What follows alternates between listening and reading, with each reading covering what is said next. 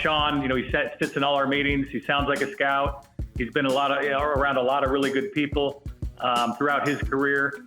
He reminds me of Coach Saban, just sitting in meetings. The 2 years I was with Coach Saban, they have a similar, vision of how they want to build the football team. They have a clear vision on how they want to build the team. What I learned from Bill, I couldn't talk about in just one question or one press conference.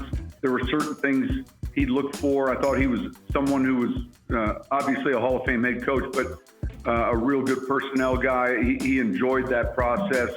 There were certain prototypes he looked for at positions, and I think the one thing he was really good at, he enjoyed those afternoons, sitting in a room, discussing players. It's easy to look at the key plays or the highlights. You guys might have an opinion on some players in this draft, and they're probably based off of maybe 15 or 18 snaps. For us, last night we probably watched 1,200 snaps of three players, and almost, going back even a season ago, because you really are trying to get the totality of what's coming in the building. The appropriate follow-up question to that would be which three players. I don't think Sean Payton would have answered, but if they're watching 1,200 snaps of three players, I would say those three players are under serious consideration, Peter, to be drafted by the Denver Broncos. Well, I just think that at this point, the Denver Broncos might pick a quarterback. I think their last pick is in the sixth round, and who knows? You can obviously pick up more picks. And they just signed Jarrett Stidham, who Peyton is really smitten with. So I would doubt that they're going to do anything other than a late round pick at quarterback. But I could definitely see him doing it because I think, there it is, 195.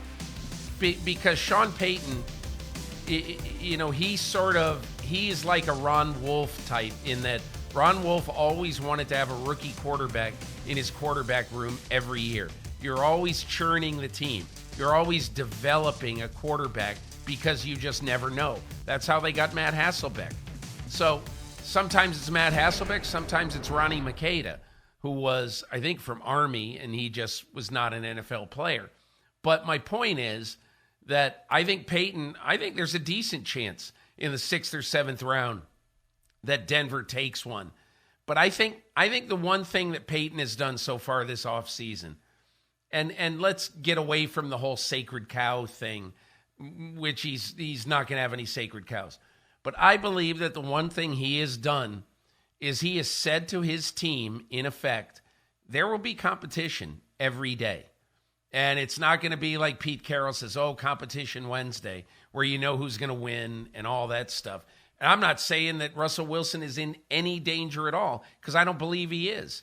But I also believe that if you get to the midpoint of this season and Russell Wilson is playing like he did at the midpoint of 2022, that I won't be surprised to see Jarrett Stidham.